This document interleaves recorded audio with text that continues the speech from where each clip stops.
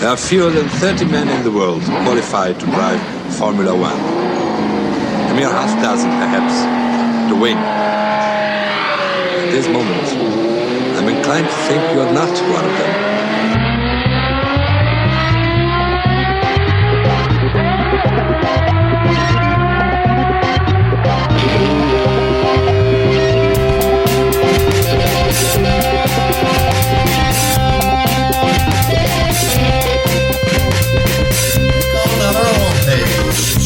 No, you want to.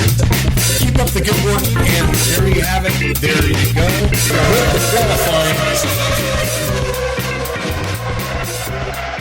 Welcome to F1Weekly.com. My name is Clark Rogers. I'm the host of the program. I'll be joined by Nasser Hamid, my co-host. This is podcast number 1004, August 7th, 2023. Nasser. Thank you, sir.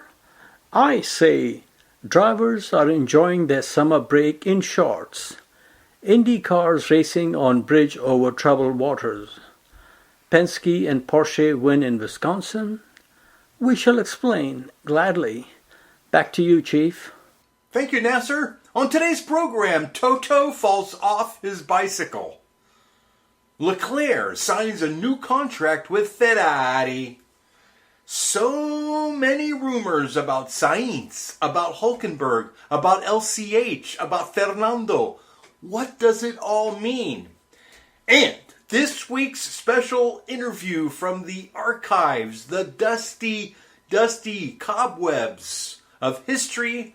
It's Nick HEIDFELD. You're going to love it. It's awesome. And I just want to remind everybody, we need your contributions to keep this program alive, to keep it on the cloud. So please just click on the Support F1 Weekly tab. You know, you want to. Nas, welcome to the studio. I hope you're enjoying your summer break biking in the hills of Austria.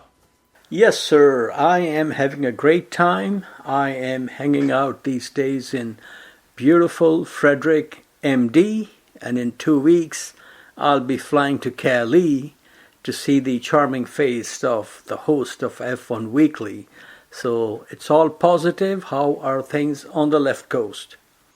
Absolutely outstanding. We are having a bit of a heat wave, but that should go away in a couple of days. And it's going to be fun. I also have my younger brother flying out to help me with some, well, we need a little maintenance here at the facilities. So the Palatial Studios will be getting a paint job, maybe some new baseboards, and maybe a little plumbing. We'll see what happens, but got some big projects. And of course, we've got Laguna Seca coming up in a couple of weeks. And there's so much activity. There are so many cars to see. I mean, the auction houses are full of used Ferraris at half price, Nasser. Wow, how many are you picking up? A couple on the shopping list. Of course, one of our favorite 4-cam babies with the 365, lots of history. There will be one of those for sale. Just bring your checkbook, Nas, and we'll get you fixed up. Wow, yeah, that is a beautiful vehicle. Okay, sir, moving on with the show, we shall start with what makes the world go round. Money, money, money. Must be funny in F1's world. You probably saw this press release. Liberty Media released their second quarter results. And their stock, if anybody is interested, is listed on NASDAQ under the symbol FWONK. So it's F1K. Their revenue for 3 months was $724 million, a decrease of 3% from same period last year when the revenue was $744 million. The difference of $20 million was washed away by the flooding in Imola. And my heart goes out to Chase Carey and John Malone and all the big executives at Liberty Media for the loss of revenue. Now, payment to teams was $344 million, so which is over $1 million per month, compared to $368 million same period last year. Toto and company are being paid $344 million for a 3-month period. And you know the top teams get the most money, and they are still bitching and moaning about Michael Andretti Cadillac entry will dilute their earnings. I say there is a lot of hogwash from the hills of El Dorado. The bottom line moved up the grade, which is good news. Operating income improved in Q2 from 49 million to 52 million. And Mr. Rogers, as they say on Wall Street, greed only grows and fear goes. What say you on these money matters? Well, it's all about the dollar. Cash is king, as Lewis Hamilton once stated. But no, and the Vegas thing is now going through the roof in terms of costs, production, paving the streets. The people are pissed in Vegas. I'm not sure what's going to happen, but I hope they make half of their money back because they could be a losing proposition. But these things happen on first-time Grand Prix. Oh, by the way, speaking of Grand Prix in the United States, the Texas Grand Prix in October, I saw a news item and somebody also brought it to my attention. They are selling a general admission 3-day package at Costco for $349. And don't forget, that comes with a free hot dog. Yes, and that is just free admission. And the article that I was reading also mentioned this does not include $250 parking. But parking you can get there. There are lots of all these ranches there, and they all provide free courtesy shuttle to the place. But man, last year it took me 4 hours to get out of the track. It was just an unbelievable traffic jam. So I'm not sure if I will go this year because at this stage I cannot wait 4 hours for anything, let alone trying to get back to my motel. I concur. At our age, waiting is not an option. Si, senor. But it's a very great track. I've always enjoyed going there. I've been to every Grand Prix there except for the first one. And I'm so glad I missed the first one because on that day I was in Vegas talking to young whippersnappers like Max, Lance, George Russell, Charles Leclerc. So there's a price you have to pay for everything. Indeed. Or as Mr. Don Henley would say, every form of refuge has its price. But that's another story. Okay, sir, now we come to they shoot horses, don't they? Based on rumor mill, and looks like it may be confirmed by the time this is published, looking more and more likely Charles Leclerc will extend his contract with Ferrari, which is set to expire at the end of next season. He is in the same position now as Fernando Alonso and Sebastian Vettel at Ferrari. Nowhere to run, nowhere to hide. He's really having a hard time hiding on the top step of the podium, which I don't think will be changing anytime soon. Now regarding his teammate, Ralf Schumacher, he has an opinion on everything, just like Mark Webber. He told Sky Deutschland, and I quote, "I have the feeling that Carlos Sainz Jr. has lost confidence in the team. There are rumors that his father is in the paddock looking for alternatives." End quote. Now, one of these options could be the company his Papito drove for in rallying or Dakar, Audi. Another German driver, Christian Danner, thinks Ferrari has slipped into permanent mediocrity, which is pretty sad to hear. He said, and I quote, "Ferrari has said goodbye to its status among the Olympus of Formula One teams. They have no plan. They're stuck in the midfield now." End quote. Sir, do you agree with Mr. Christian Danner? They are no longer the Olympus, but they have now become maybe like cheap Kodak camera. I understand what he's trying to say, but I completely disagree. Ferrari is a special team. They deserve special respect for being here since the beginning. And not only that, they will come back. It takes time. They are Italian, folks. You gotta cut them some slack. The train may run on time, but they don't get to the winning platform on time, unfortunately. But it's a magical name, like you said. Everybody wants to see them succeed.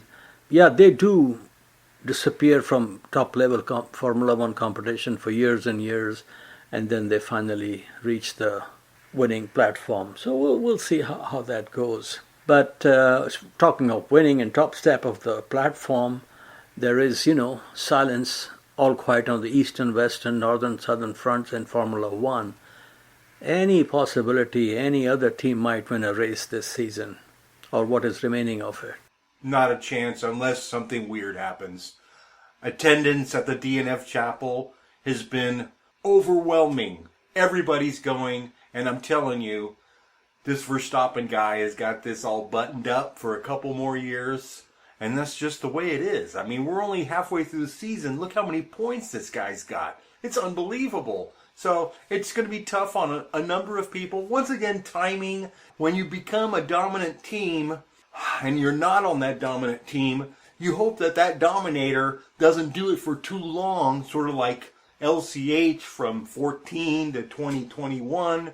But really, I feel bad for Leclerc, I feel bad for Perez, but that's the way it is. There's only one dominator every, 10 years? And we've got one, so you just got to relax. Ask Fernando. He's got a chip, but it's whittled down a little bit. He's got a chip and a chair. He's a lucky guy. Exactly. Okay, sir, moving on. Safnauer may be snapped by another team. Otmar Safnauer, man from Detroit who came into Formula One through Ford's ownership of Jaguar, is confident that he can claw back into the Formula One paddock after receiving from Alpine a Ray Charles CD featuring... Hi, I'm Lindsay Brewer. Congratulations to F1Weekly for 1,000 podcasts. Safnauer joined Alpine at the start of the 2022 season, which was last year. Not sure how much control he had over what happened with their two drivers who flew the hornet's nest. The old man of the Saragossa Sea, Fernando Alonso, and the young whippersnapper from land down under. Mr. Piastri did put on an Oscar-winning performance on Twitter, if not on Broadway. Otmar has a good sense of humor. Talking about not given enough time to make things happen at Alpine, he said, and I quote, "I always say you can't get 9 women pregnant and hope you have a baby in a month." End quote. I think Alpine will be in painful labor for a while. Best option, in my humble opinion, for them is to have a cesarean delivery through Dr. Michael Andretti, bring home the F1 baby in a pink Cadillac. And you remember Mr. Rogers, Sebastian Vettel used to name his cars? I do. Mikey can name his first car Aretha and get some RESPECT from Toto and Christian. And you, Monsieur Roger, are Français, Alpine is Français. How are you feeling about what's going on at Enstone and Viry-Châtillon? It is a little bizarre. I mean, I'm a big Renault fan. And when I hear things like Alpine is going to be our Ferrari in France, I mean, Alpine has been around for a long, long time. Nobody replaces Ferrari anywhere. That's really a bad marketing strategy. So I'm disappointed because I like Alpine. The electric cars are not going to be as exciting, but that's what they're going to sell here. They'll sell some, not a big deal. But I think they've lost complete focus. And when you lose somebody like Primoz, who's been around for so long, you know something is wrong. And hopefully Renault will fix it or get out of F1 or sell it to Andretti. Who knows what's going to happen? You know, I was reading that they are trying to promote this Alpine brand, which has a glorious history, but I read that last year they sold less than 4,000 cars globally.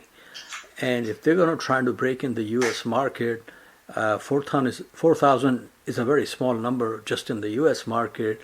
And the way the US market is, it's very hard to topple BMW. For people who buy cars, performance cars for the bling factor, it's very hard to topple BMW, Audi. They have such a strong, foundation here and a cult following. So I just don't see how you can spend whatever it is now, $180 million or $200 million to promote a brand that is selling less than 4,000 cars. And these cars are not priced in the same league as the Bugatti Veyron. Am I correct, senor? You're absolutely correct. Between 60 and 80,000, depending on the package. But not only that, Alpine only has 1 or 2 models. They're not big cars. If you go look at Americans, they want, and this is why everybody bows to the Americans and builds these huge cars. You know, Camrys started out as a small car. It's not a small car anymore. It's huge. Why? The American ass. It's huge, ladies and gentlemen. And that's why you have Buicks, you have Camrys, you have BMW 7 Series. They're massive. The Alpine will sell. Bob, who joined the Renault Club in 1977, he's going to buy an Alpine. Frederick, who's a Francophile and meets at the Francophile and Gauloise meet in Los Gatos, he'll probably buy one. But, you know, it's not going to be a big seller. I don't understand any of this strategy. I think they're smoking cigarettes over there, and it has to change. You know, the only thing I can see for them is if they bring, and again, first thing they're going to have is nobody knows Alpine here, okay? And not many people are going to care if they bring it under Renault brand. But I think one thing they can do, they have some nice models in the Nissan, you know, the Nissan GTR, the Nissan Skyline was so popular. It was, I don't think it was ever imported here, but they can get some nice sporty models from the Nissan side, put the Alpine brand and sell it here. But it's just a very competitive market, and I just don't see them really trying to get something going. I mean, you look at Mazda came with the RX-7. It was a huge hit. A couple of models worked out, but now it's gone. I think they're working on the Goshen limited edition. Oh, that would be very good. Oh yeah. And with every purchase you get a big musical box as a gift? Exactly. You get an empty piano box in case you need to, you know, sneak out of the country. Yes, exactly. Very good. Okay, sir, next we move on to be or not to be on pole position. While Max seems to win from 6th or 16th or anywhere on the grid, the man who led the World Championship after the first 3 races of the 2022 season, that would be Charles Leclerc, seems to be having an issue winning when starting from pole position. He has not won a race from his last 9 pole positions. I guess it's slippery when spaghetti. And I really feel bad for him, just like you said earlier. This is a very, very special talent, tremendous junior Formula record. Won GP3 first time out, Formula 2 first time out, and now he's stuck in a car that's not competitive. Who knows when they will get this mojo going. But at least, just like Jacques Villeneuve at Bar Honda, or whatever they were called, he is... I'm sure he gets a red carpet treatment when he enters his Geneva Bank branch. What say you? I agree. The toaster is always in the mail. But yes, I mean, Leclerc, like I said, Max has got this. He's young. 2026 will come. And 2026 could be a bomb for Red Bull. And all of a sudden it could be Ferrari winning everything, dominating. So this is what you have to hope for. You hope for the planets aligning, the Jesus arriving, and of course Guido Sarducci being on your side. So it could happen. Look at Max. It happened to him, and he's riding the wave. But you know, Max, if things go wrong and he's got a crappy car in 2026, it could be bye-bye Max, and he'll go off doing Le Mans with Papa. Yeah, he has a very open mind, that's for sure. Okay, sir, we all know we don't need to talk about who's going to win the championship this season. Looking ahead, who among the current crop you think may not be with the same team or may not be in Formula One? Let's start with your favorite driver. You always pounce on him. Logan Sargent. Logan Sargent, I think he'll be there. I think they are doing so much work behind the scenes that their 2 drivers are fine. They've got plenty of work to do, and they have their number 1 dude, Albon, who's really performing well. And if they don't pick it up, they could lose Albon. But Williams has made progress, and that's good for everybody in Formula One. Yeah, they got this guy from Mercedes, James Vowles, and they are also bringing in very experienced Pat Fry, who worked at Ferrari, McLaren, And so hopefully things will turn around. But we've said this a few times. But I agree with you that I think they will keep Logan Sargent. And they have to keep the same people and move up with the same drivers. You don't want changes every season. Okay, next is the real hot item, habanero item of the day.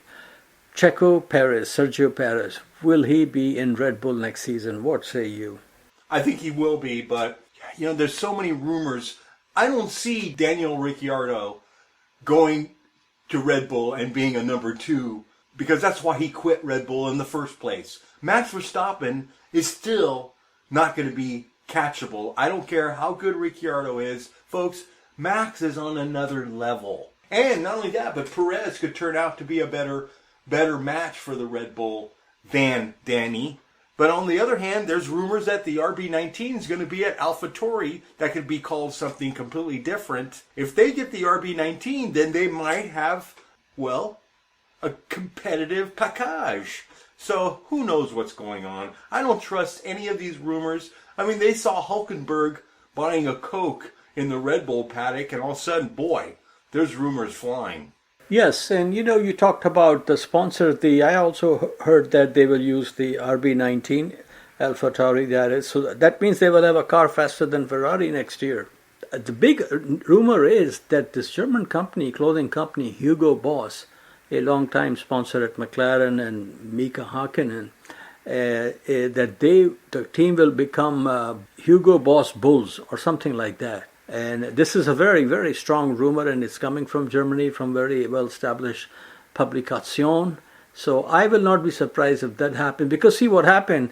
AlphaTauri is a fashion brand, and I mean they're like maybe the Alpine of fashion world, not very big, just big in Austria. And probably they gave the idea to people at Hugo Boss, hey, we can call this car Boss Bulls, and they probably sell a lot more than AlphaTauri. So let's see what's happening. My take on Sergio Perez is this. He has backing from Telmax, company owned by Carlos Slim. So he will be in Formula One. Whether he'll be in Red Bull or go to Sauber, Alfa Romeo, Audi, whatever they are called next year. But I'm pretty sure he will be in Formula One. The Red Bull seat, I think, will be dependent. If in the remaining races, Ricciardo is as competitive as Tsunoda, then Ricciardo is not coming into the Red Bull team again. But if he blows away Tsunoda, who is fast but erratic, then there is some hope. And I'm going to tell you something. If Liam Lawson wins the championship in Japan, then they may put him in one of the AlphaTauri cars, or maybe give him a shot at Red Bull. But if he does not win the Super Formula Championship, because he's done 2 years in Formula 2 and this is his third attempt at a major series, and if he cannot win the championship, then his sake dishes, not sake but teriyaki dishes, will be totally done. So it will be interesting to see who will be Max's teammate. But as long as they have Honda engines and Adrian Newey, nobody's going to beat this guy unless they put Fernando Alonso or Lewis Hamilton in that car. And you and I both know that's not happening. So more power to Max. And I am looking forward to him being 5-time world champions with 70 plus. If you think about that, by the end of the season, he's going to have more wins than Alain Prost. And he's 25. That is serious, whatever you want to call it. Good news, bad news for some, but it's an incredible achievement. It is. It's unbelievable. We have big schedules compared to what they had in the 70s. But I also like the Hugo Boss angle. I mean, that's a great company, very German. They have a history of making military uniforms. I think it's wonderful. Well, every German company, whether it's Mercedes, BMW, ThyssenKrupp, fashion brand, their past catches up.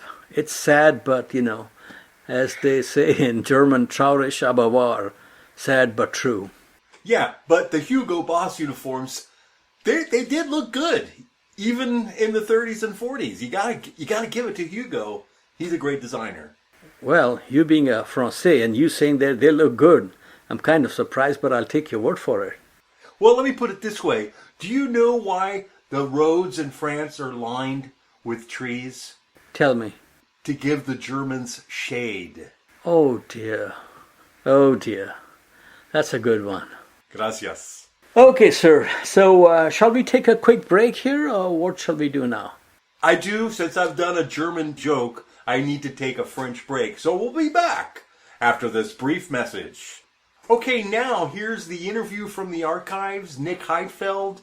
Would you like to add something, Nasser? Yes, sir. I would like to thank him again after all these years. And this conversation took place at Sebring. And I just walked up to him. He was sitting with some other drivers. He was very nice, polite.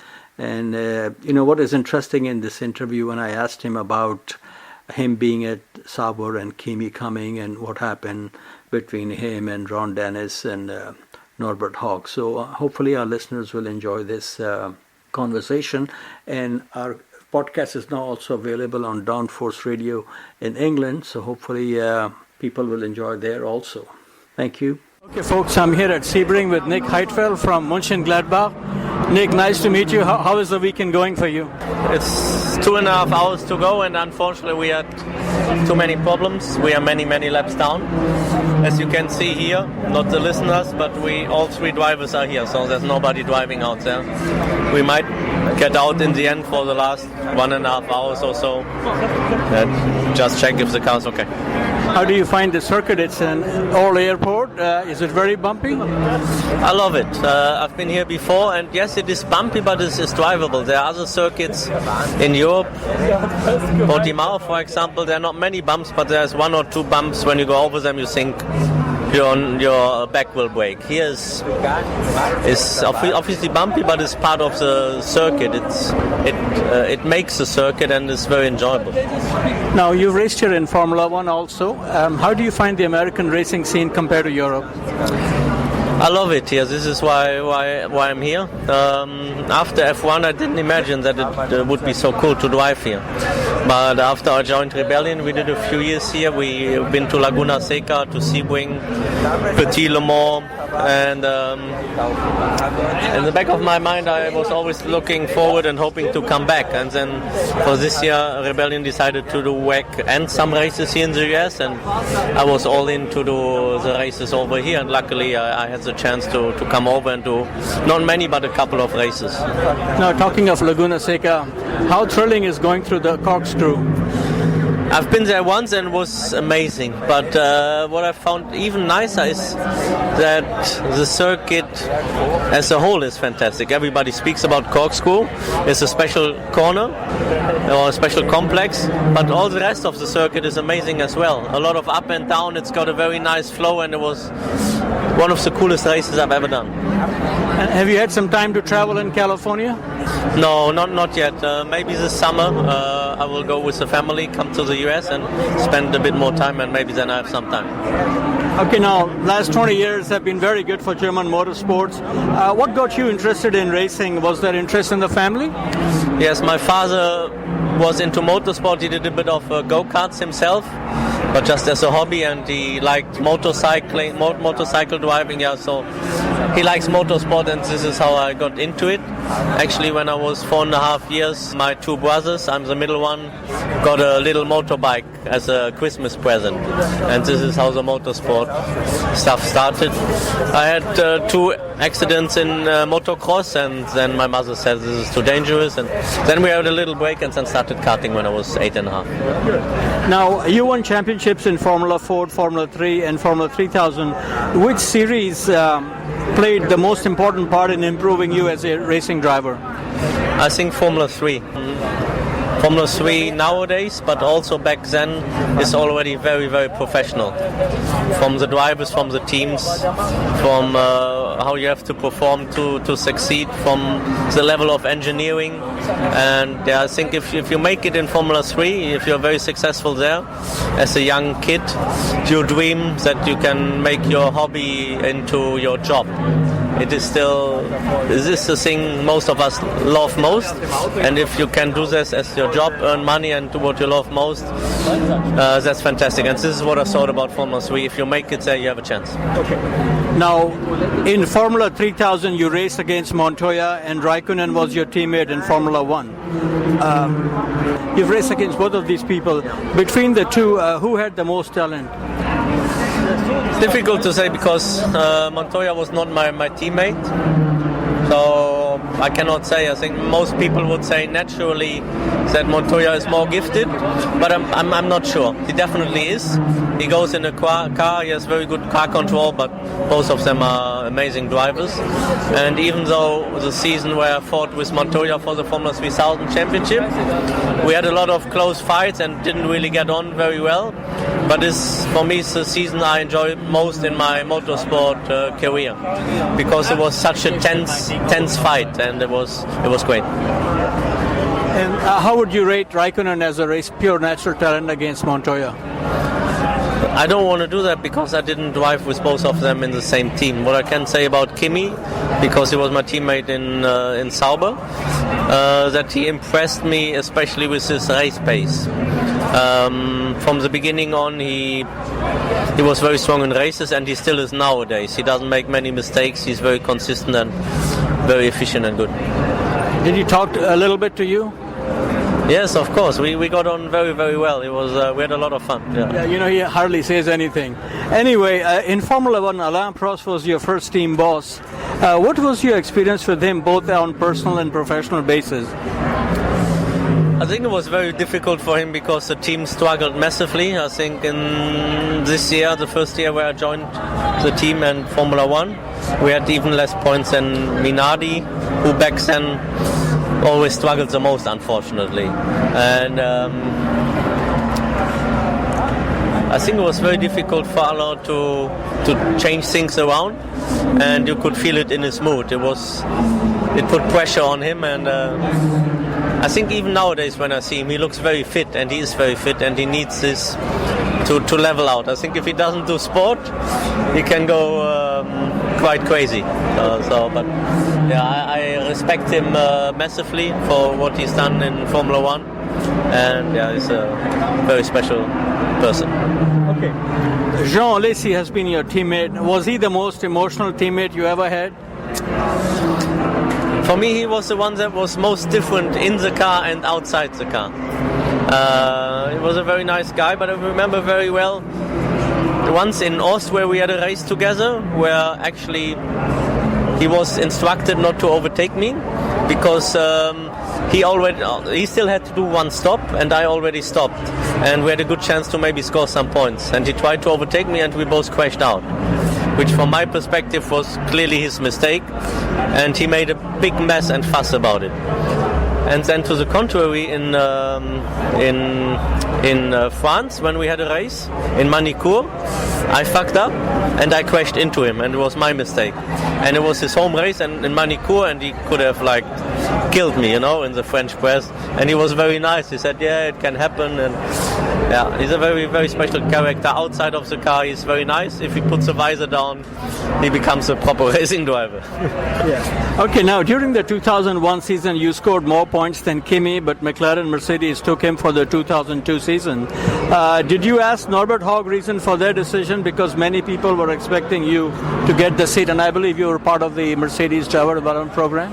Yes, I spoke to Norbert before, and he assured me that things are looking good and I should just keep doing my job, and I did, and then they took him, and to be honest, I didn't really speak a lot about it. It was done, it was over, and I would have loved to go there, but on the other side, Kimi deserves it as well, and he's become world champion afterwards. He's a fantastic driver, so I'm happy for him, but of course I would have liked to go there as well.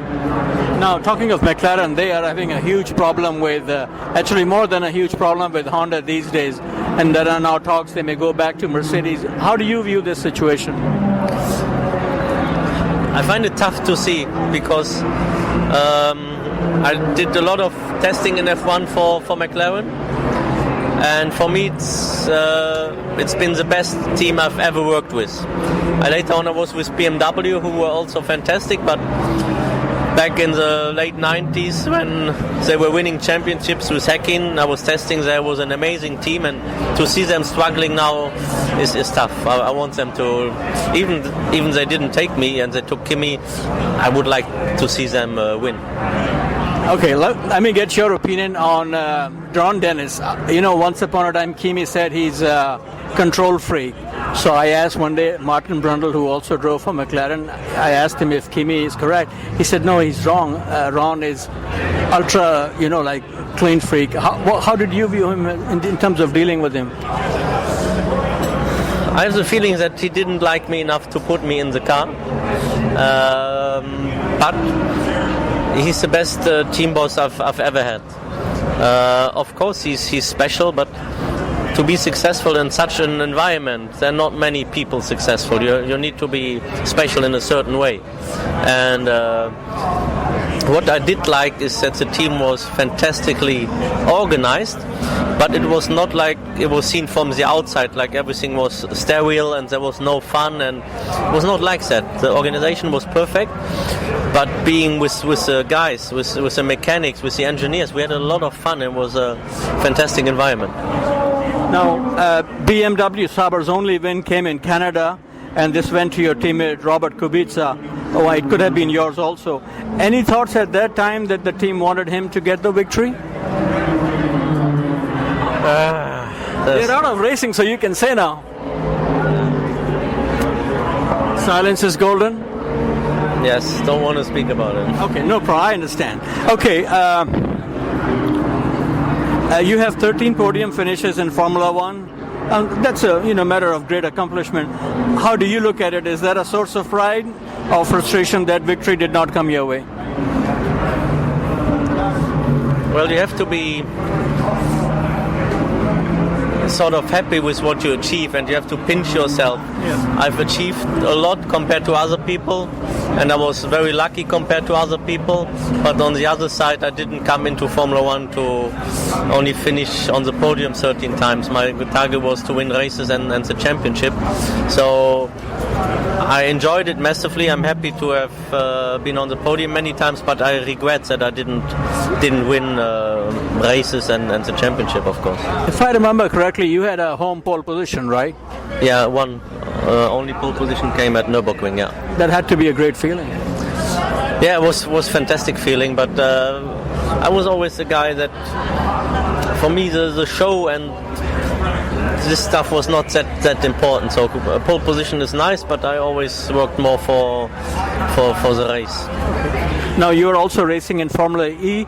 Is the driving technique for Formula E more closer to Formula One or like sports car racing where you have to manage the car and endurance race? I find it more similar to Formula One, or let's call it single-seaters.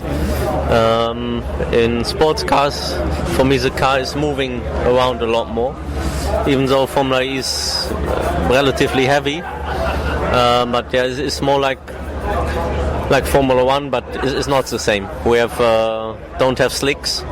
We have a lot less power, a lot less downforce, and it's unique. And this is also why I like it a lot. After having had a long career in Formula One and in single-seaters, this is completely different. What I like about it is that it's a one-day event. We have practice, quali, race all in one day. Physically it's not too bad, but mentally it's a big challenge, but one that is very enjoyable. To work with the team in this short period of time is fantastic, and I think we have a fantastic field of drivers. The level of drivers is very high, which also makes it a lot more enjoyable than if you drive against people that are not really up to speed. Well, for me, they are mainly positives. The circuits, if you ask most drivers in Formula One, they would probably say Singapore is nice, Monaco, like those street circuits, and probably Suzuka and Spa as well. But we only have street circuits in Formula E, and on top of that, the icing on the cake is the venues we go to. Like this year, later we will go to New York, we go to Montreal, we've been to Moscow, Berlin, Paris, Miami, Long Beach. It's incredible. My favorite is Punta del Este. How is that town? I liked it a lot. Unfortunately, we don't go there anymore. It was a very challenging circuit. Some of the chicanes were a bit too mad. It was a bit dangerous, but it was a cool place directly at the beach. You like racing here, coming to the U.S.? Any desire to race in the Indy 500? And you've raced there in Formula One. No. To be honest, I would be scared. I've never done an oval, and I have a lot of respect for these guys. I think it would be very difficult to say you go there and to perform at a high level. Probably you can go there, but to go there and compete against the guys who've done it for years and years and know how to place the car and go at those high speeds so close to each other and to the walls. At this stage of my career, I wouldn't do it. Now, you mentioned your brothers. One of your brothers, Sven, runs a racing school. Do you get involved in that also?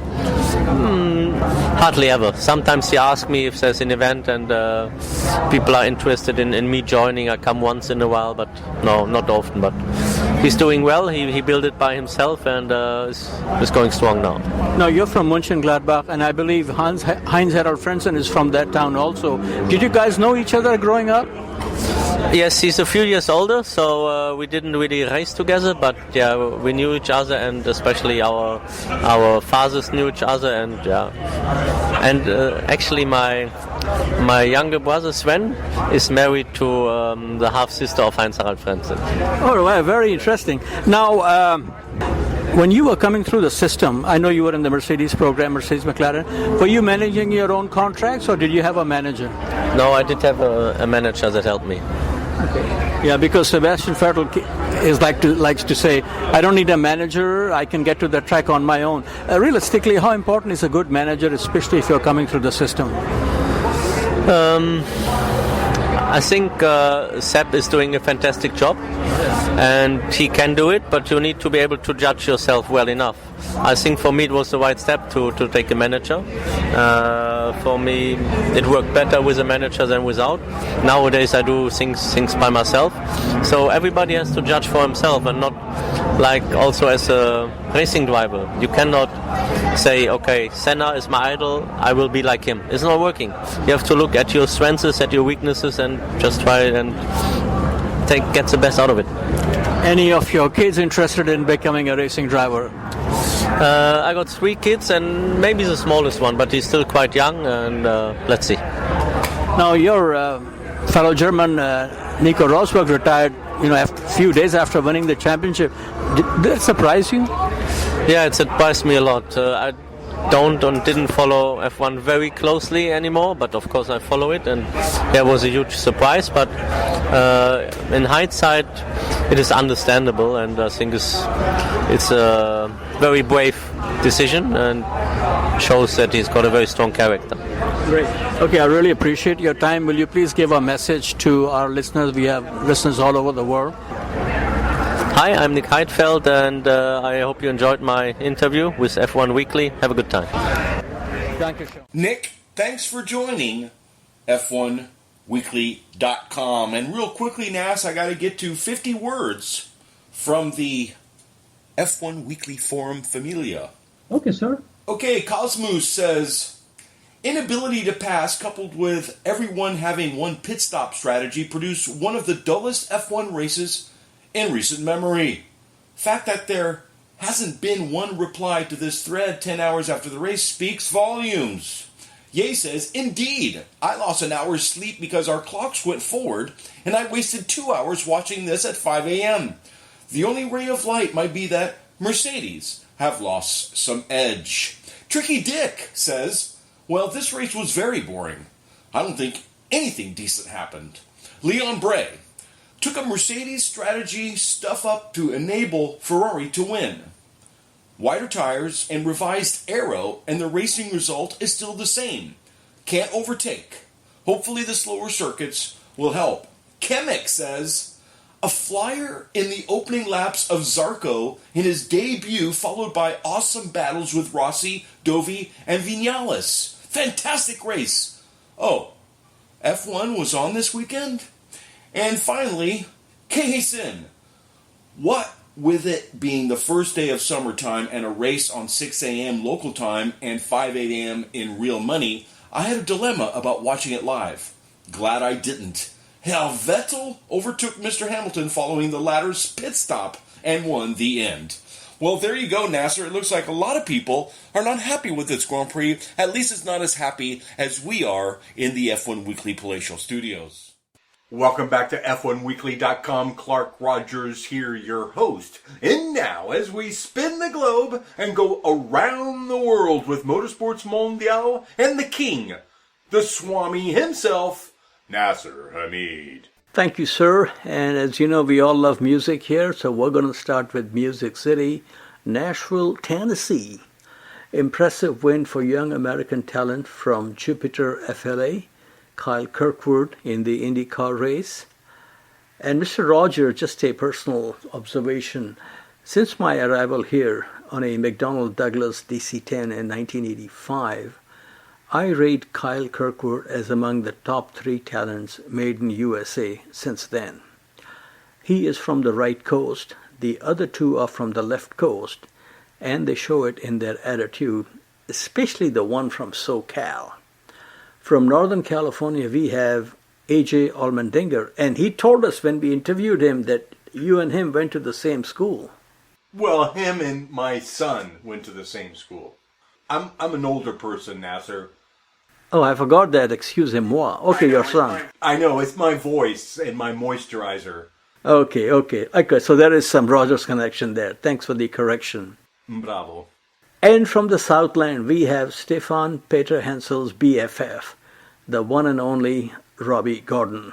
And this IndyCar race, it goes over this Korean War Veterans Memorial Bridge, and they come back on that. Did you see the race or some of it by any chance? I did watch some of the race, and the restarts were pretty hilarious. But I was wondering if we have been to Nashville, IndyCar as that is, have we raced there in 2023? No, I don't think so. They do double headers in some cities, Indy being one of them, but not here. Okay. I don't know why. Going over that bridge, I thought I'd seen it somewhere earlier this year. So obviously I have some serious issues. Yes, and next year this race will be the season finale. And so it will be no longer Laguna Seca. I was listening to some industry insiders. I was talking to one of them, and he says to me, Laguna Seca crowd is dead. And it was also reported in one of the magazines, which I was very surprised, because I remember going there in the mid-'80s, like early 90s. It was jam-packed, and especially when R. Nige came and raced.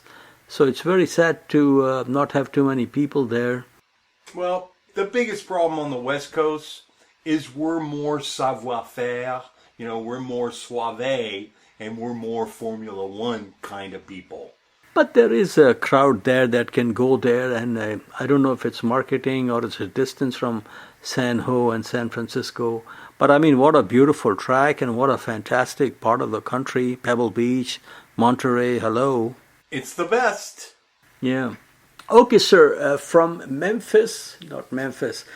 Nashville, Tennessee, we go to Silverstone, MotoGP action. 3 different bikes in the top 3, none Japanese, so the change has come. A is for Aprilia, and they were the winners with Spanish riders Alicia Espargo. Paco Bagnaia was second for Ducati, and Brad Binder was third for KTM, which is an Austrian brand and, not surprisingly, sponsored by Red Bull. IMSA WeatherTech Series, Matt Campbell and Felipe Nasser giving the victory in a Porsche to Mr. Penske and his team. Second was Tom Blomqvist and Colin Brown with Maya Shank racing Acura, and another Acura known as the Konica Minolta Acura. It was third with Ricky Taylor and Felipe Albuquerque. And Mr. Rogers, I recently went to Watkins Glen, and I was just blown away by how beautiful this track is and how beautiful this area is. So I have new motivation. I'm trying to figure out if I can go between now and the end of the year to Wisconsin Road America, because this is a really, really good track. Obviously, I don't want to go there in November, December, but I will see if I can get there and walk around the track. It will be beautiful. Have you ever been to Wisconsin, sir? No, sir, but I heard the cheese is pretty good. Yes. And they are pretty serious about their Monday night football. Yes, sir, but now that my cousin Rogers went to the New York Jets, everything has changed. Oh. Is Danica jetting over there soon? No, he has a new girlfriend, but what the irony is, Aaron Rodgers looks very similar to Fernando Alonso, and I don't know why. That's the reason. Okay. Now, you are all set to go to the Monterey Rolex reunion at Laguna Seca, right? Correct. Yes, sir, I will be going there on the pre-reunion the week earlier to get oriented and to introduce myself to the little people. And of course, then I'll be back on Saturday, the 19th, I believe, to meet more of the little people. Like myself. By the way, did you get the envelope from them with my name on it? Not yet, sir. Nothing. Not yet. Keep me posted, please. Absolutely. We'll make phone calls if we have to at the end of the week. So do you know already if you will be there both Friday and Saturday?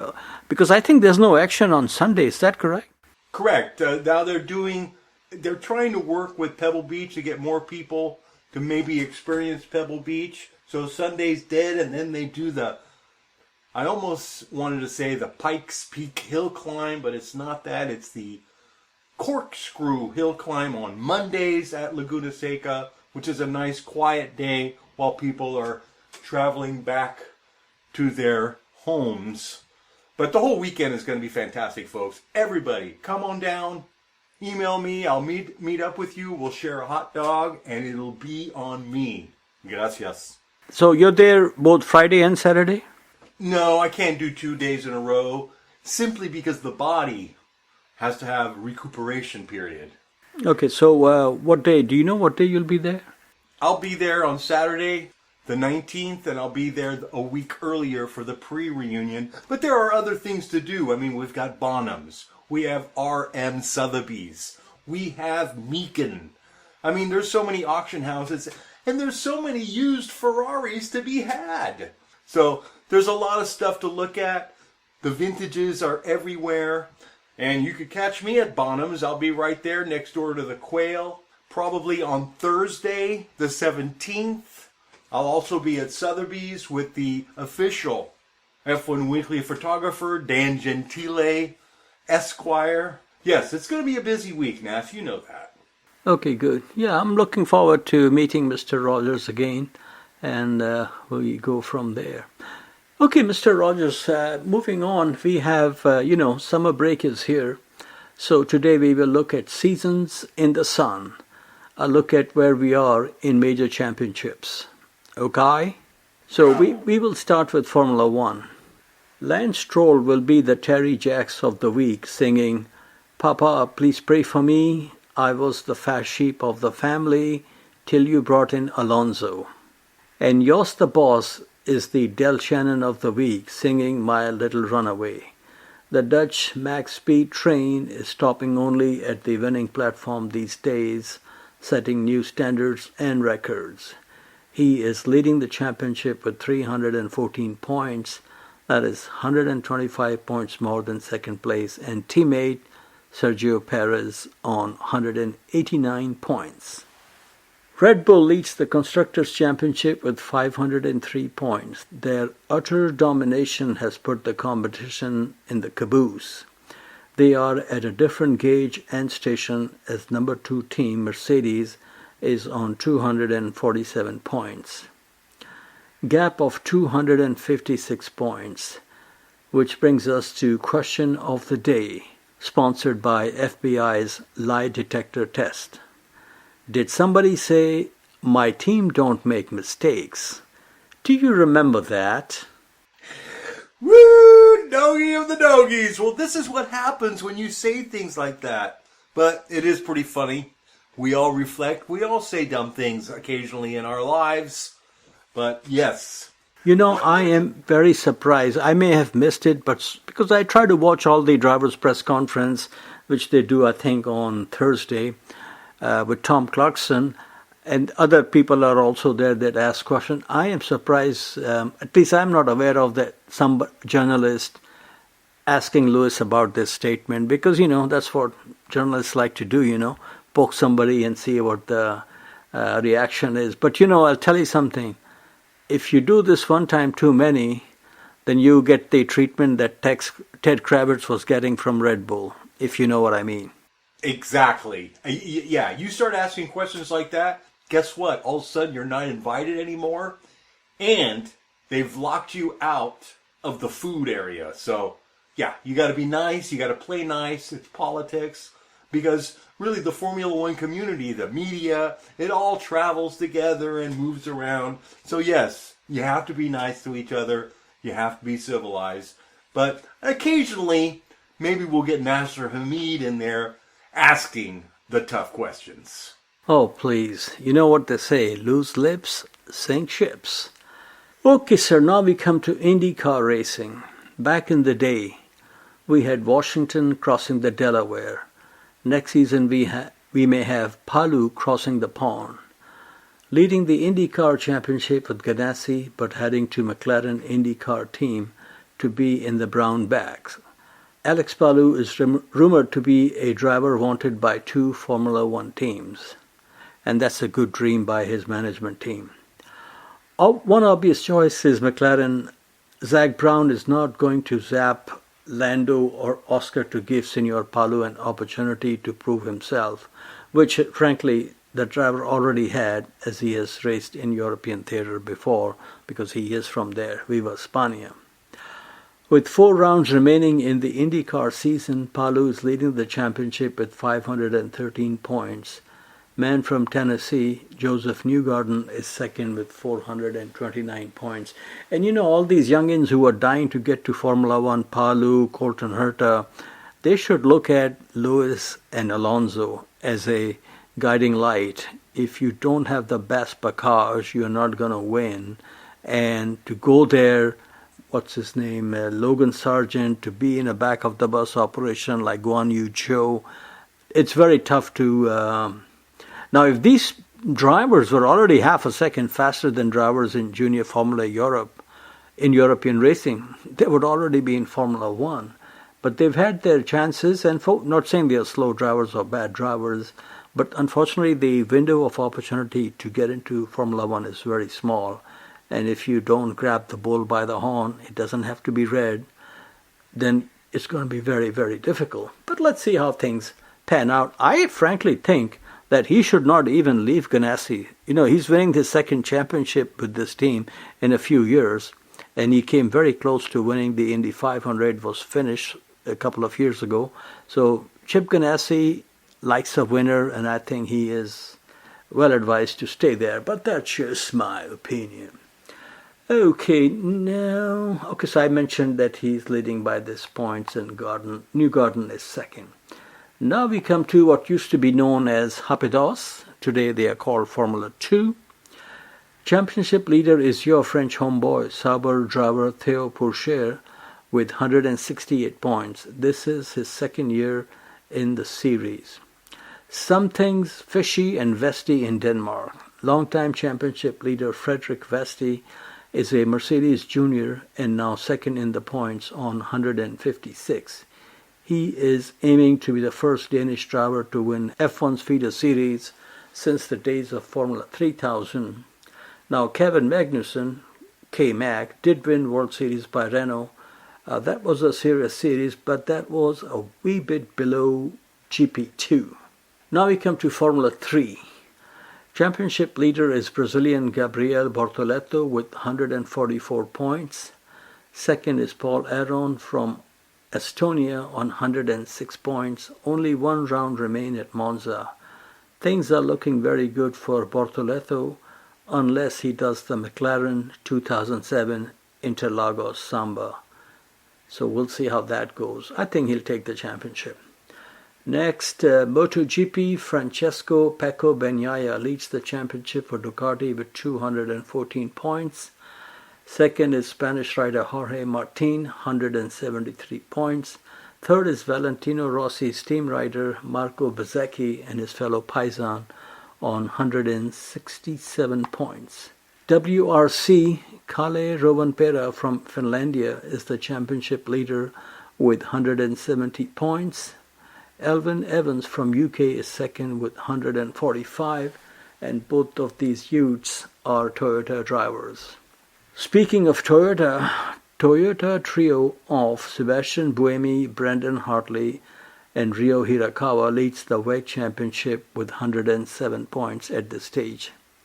Second for Ferrari are Alessandro Pierguidi, James Calado, and Antonio Giovinazzi, the Italian Jesus. This combination won the all-important 100 Years of Le Mans event this year. And that was Ferrari's first year back in Le Mans, so that's very, very good. And the American version of WEC, which is IMSA WeatherTech Series, championship leaders are Felipe Albuquerque and Ricky Taylor with 2,171 points. Pipo Derani and Alexander Sims are second on 2,157 points. And now, all rise as we come to your favorite series, Le NASCAR. Top two in the standings are from Joe Gibbs' Toyota team. Martin Truex lead with 744 points. Second is Denny Hamlin with 705 points. And Mr. Rogers, now we come to, this is interesting, going, soon to be gone. Michael Schumacher's F2001B will be up for sale in August. His 2001B car is coming up at a RM Sotheby's auction from August 16 to 19. In this car, Michael won the 2002 Australian Grand Prix. And 2 weeks later, he also clinched Ferrari's 150th pole position with this car at the Malaysian Grand Prix, which was won by his brother Ralph, and Michael finished third in this race. So as per the ad from the ad man, this Ferrari has a 100% podium record. Asking price? Only 6 million British pounds, possibly plus VAT, value added tax. Any interest in this vehicle, Mr. Rogers? Not only will I be interested in this vehicle, but I will be at RM Sotheby's. They have granted me press credentials for myself and the official photographer of F1Weekly.com, Monsieur Dan Gentile Esquire. So we're all pumped up. We're going to go see some great Ferraris at RM Sotheby's. Thursday, we'll be there probably around noon. If anybody wants to come by and say hello, please. And we'll take pictures next to the F2001B, because that car, well, the 2002 Ferrari was not that great, so they just went back to the F2001 because it was very, very good. So in those days you could do that. You don't see that happening too much anymore, Nasser, but yes, it'll be interesting to see that car and the other used Ferraris available coming up in a couple of weeks. And as you mentioned, if any of the F1 Weekly familiar members are there and would like to stop by and say hello, that will be nice. Not required, but will be nice. Yes, absolutely. Just email us. We'll share phone information. And yes, we are real people, Nasser. Yes, and I'll be there on both Friday and Saturday. At least that's the plan right now. Well, let's see how it works out. Okay, sir, finally we come to musical Mondial. Formula One is on summer break. One guy is having all the fun and sun. The other 19 are suffering. So it's time to invite Bananarama to the Palatial Studios. Thank you for listening and please enjoy. Bye-bye. Good night.